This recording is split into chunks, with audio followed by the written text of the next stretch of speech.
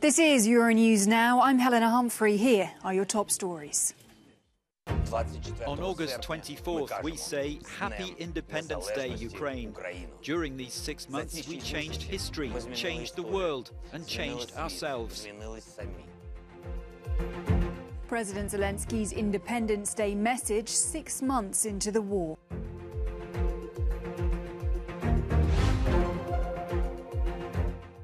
And almost 30,000 suspected war crimes are registered with Ukrainian authorities since the start of the full-scale invasion.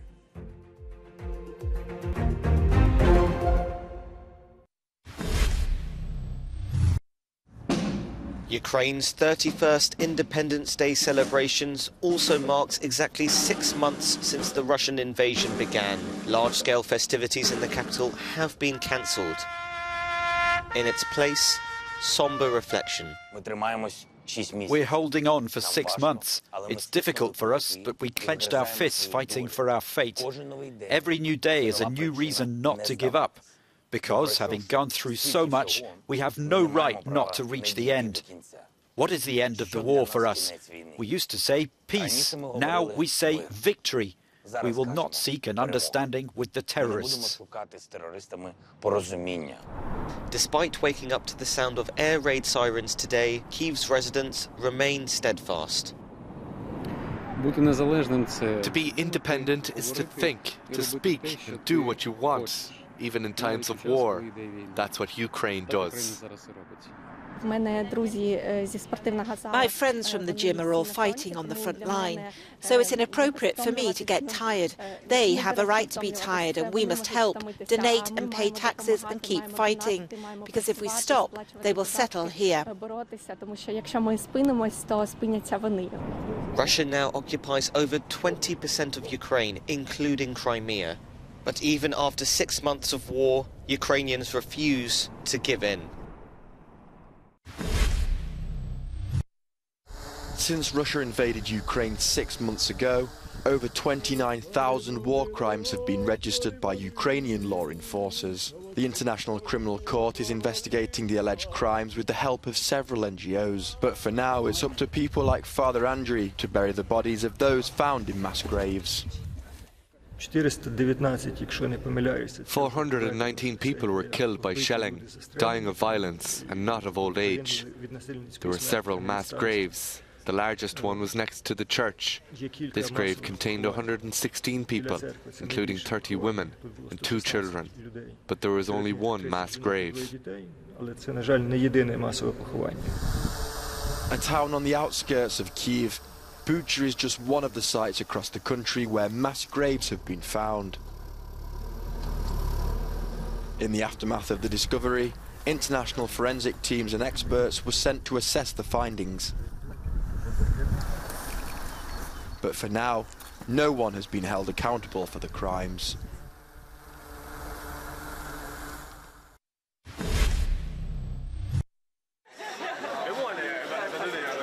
European leaders have pledged unwavering support for Ukraine as the war-torn country marks its Independence Day and the 6-month milestone of Russia's invasion. Paying tribute to the sacrifices and courage of its people and promising to keep supplying Ukraine with weapons.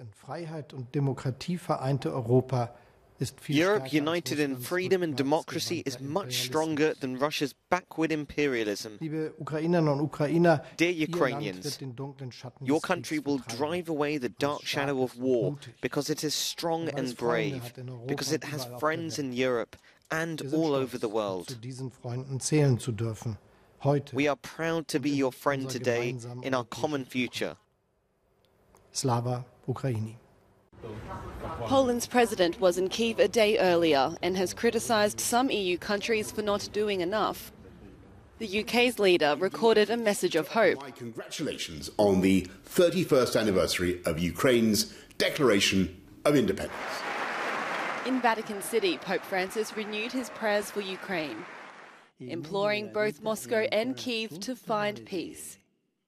And NATO's chief Jens Stoltenberg has paid tribute to the lives lost in the war so far, reminding the world it's the greatest crisis for Europe's security since World War II.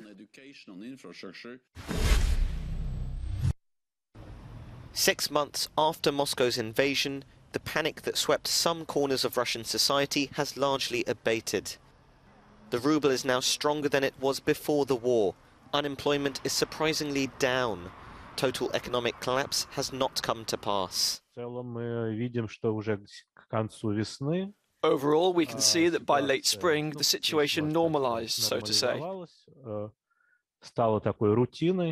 It became a routine that military actions are happening somewhere, but they don't affect most people. People adapted to the new economic situation. Deflation replaced inflation. Business and leisure is now much more Russian-focused, as Moscow's trade and travel links with the West was scuppered due to sanctions. I started travelling abroad less and travelling more around Russia. That's the main thing that has changed in the past 6 months. There's more work, more money, hopefully. In fact, all my life I dreamed of going to an internship in Europe as a pastry chef. Unfortunately, they don't give visas, they don't give diplomas, and unfortunately, it didn't work this year. I hope everything will change, everything will get better next year. From looking at present-day Moscow, it would appear as if there were no war at all. Business hums. The roads are still clogged with cars. However, Russia will suffer a big recession this year. And the longer-term effects of international sanctions, with foreign firms departing for good and having a much more inwards-looking economy, may be significant.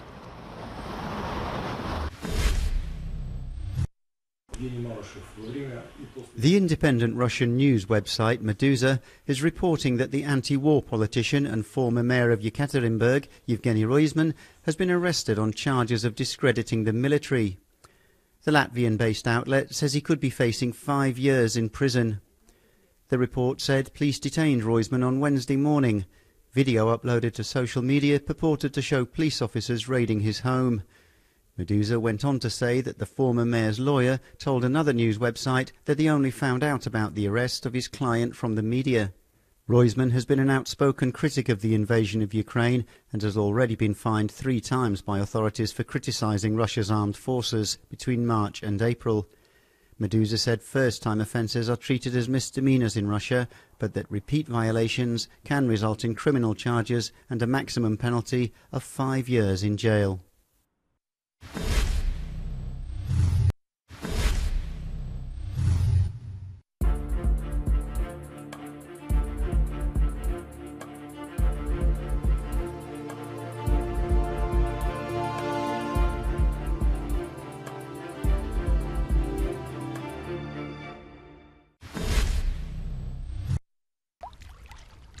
It's an ecological disaster that has shocked the people living in the countries that border the Oder River.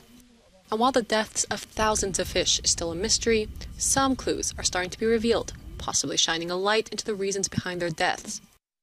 Satellite imagery has detected increased chlorophyll concentrations in the river that runs along the German-Polish border, suggesting an algae bloom, which in turn can cause oxygen deficiency. Increased salinity has also been measured. Brandenburg's environment minister also reported elevated pesticide levels, which the Polish side denies. In contrast, Poland's water authority reported 282 unauthorized wastewater inflows into the river. There are several organic and inorganic substances that may be responsible. It really seems to be a chemical cocktail. None of these substances alone has led to the fish kill, according to our findings so far.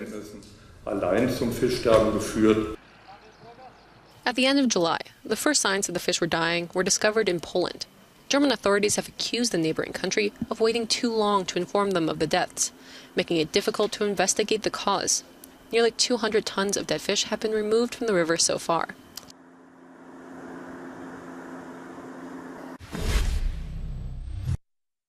And there's plenty more coming up on the other side of a short break. Stay with us if you can.